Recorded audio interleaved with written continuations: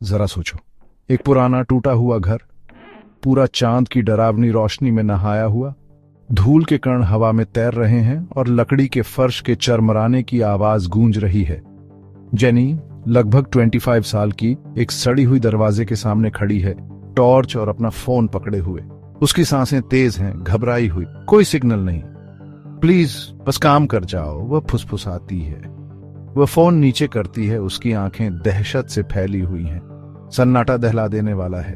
वह घर के अंदर जाती है, उसके कदम पुराने कारपेट पर धीमे से पड़ रहे हैं। यह सब उस कॉल से शुरू हुआ। जेनी की आवाज गूंजती है, एक आवाज जिसे मैं नहीं पहचानती थी, लेकिन वह मुझे जानती थी, मेरा नाम जानती थी।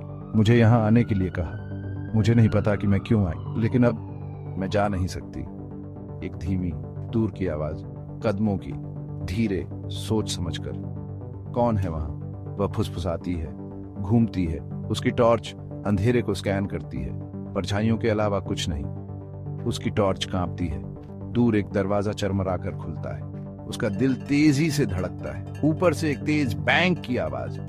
जेनी चौंक जाती है, उसकी सांसें तेज हो जाती हैं। वह सीढ़ियों की तरफ देखती है। ऊपर मत जाओ।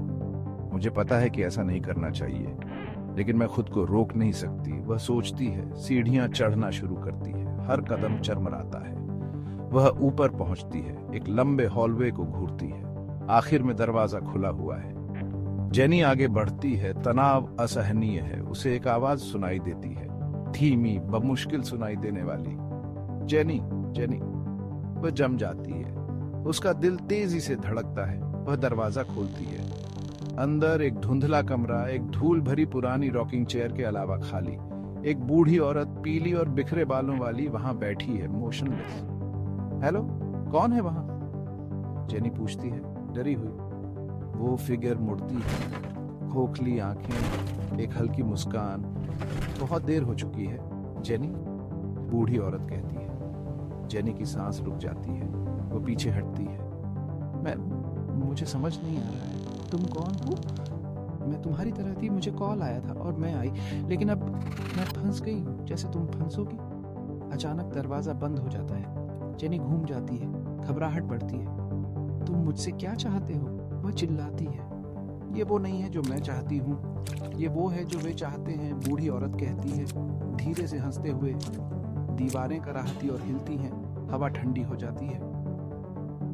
एक अजीब बेचैन करने वाली गुनगुनाहट जगह को भर देती है। जेनी दरवाजा खोलने की कोशिश करती है। ये हिलता नहीं है। उसकी नब्ज तेज हो जाती है, परछाइयां गहरी हो जाती हैं। फुसफुसाना फिर शुरू हो जाता है। उसके चारों ओर घुटन भरी, जेनी, जेनी।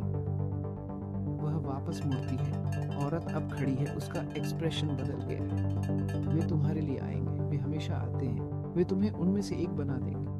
कमरा बिगड़ जाता है, परछाइयां फैलती और धड़कती हैं, दीवारें पास आती हैं। वे कौन है? तुम किस बारे में बात कर रही हो? जेनी मांग करती है। महिला का चेहरा बुरी तरह बिगड़ जाता है, गड्ढों जैसी काली आंखें। तुम उनसे मिल चुकी हो, अब बहुत देर हो चुकी है। वो कहती है, भूतिया अंदाज में। जमीन हिंसक रूप से कांपती है, दीवारें फट जाती हैं, अंतहीन अंधेरा दिखाई देता है। जेनी की सांस रुक जाती है, दहशत उसके दिमाग में छा जाती है। वह भागने के लिए मुड़ती है। नहीं नहीं नहीं, प्लीज, वह चिल्लाती है। अंधेरे में एक आकृति दिखाई देती है, एक लंबा छायादार रूप। जेनी चिल्लाती है, लड़ने की कोशिश करती है। उसका शरीर ठंडा पड़ जाता है जैसे ही आकृति उसके पास पहुंचती है। जेनी का फोन वाइब्रेट करता है, स्क्रीन फ्लैश करती है, एक कॉल जाता है। जेनी, लगता है तुमने घर ढूंढ लिया, एक शांत जानी पहचानी आवाज कहती है। कैमरा फोन स्क्रीन पर झूम करता है। जेनी के ही नंबर से एक कॉल। अरे नहीं, यह मैं ही थी, मैंने ही कॉल किया था। मैं ही थी जिसने मुझे यहाँ लाया, उसे एहसास होता है। अंधेरे में आकृति जेनी है, उसका अपना प्रतिबिंब मुड़ा हुआ और भ्रष्ट, भयानक रूप से मुस्कुरा रहा है। आखिरी घंटा। अगर आपको कहानी पसंद आई हो तो लाइक और सब्सक्राइब करें। एंड।